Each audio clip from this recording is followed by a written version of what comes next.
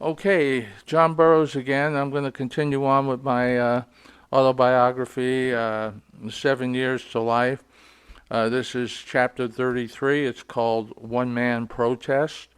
And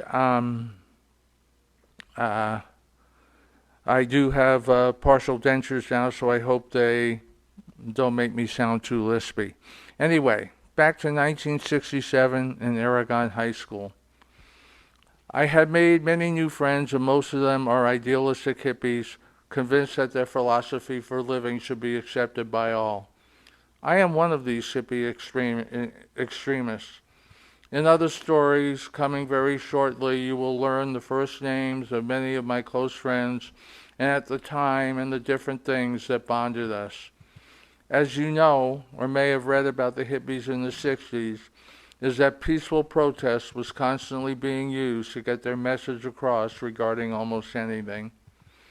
One of the cornerstones of hippie philosophy was that the times were rapidly changing and it was morally wrong to judge people by the standards of times gone by.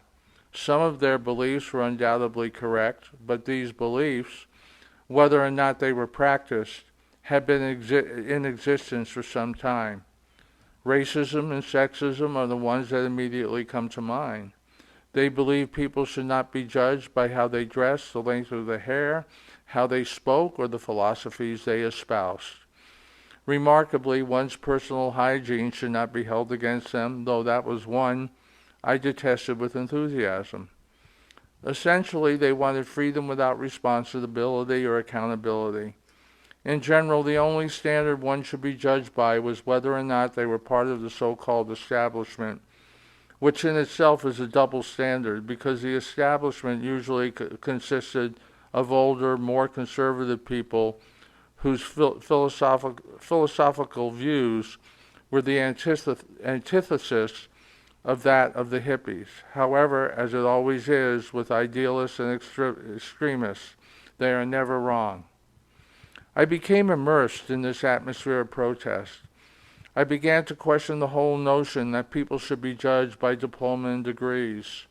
A piece of paper does not make an individual any better than the person who did not have those credentials. I decided at that point I was going to flunk high school as a form of protest to the establishment's requirements. My idea, which I carried out, was to read the materials and perform the necessary assignments to the best of my ability in order to get a decent education, and then to intentionally flunk the classes and not qualify for a diploma, because the diploma did not represent accurately what an individual is capable of. I tried to rally others to do the same thing, and some did only because they were just slackers and could care less about the value of learning the basic education to advance in life. The people that I was sure would rally behind me never did. I was adamant that I could still educate myself and be a success in life, regardless of whether or not a piece of paper accurately reflected my abilities and ambitions.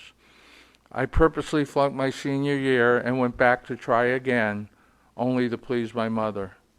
After one semester, I was convinced that formal education was simply not for me. I must say that I regretted that decision because, like it or not, employers wanted someone with a high school diploma, even for the most menial jobs.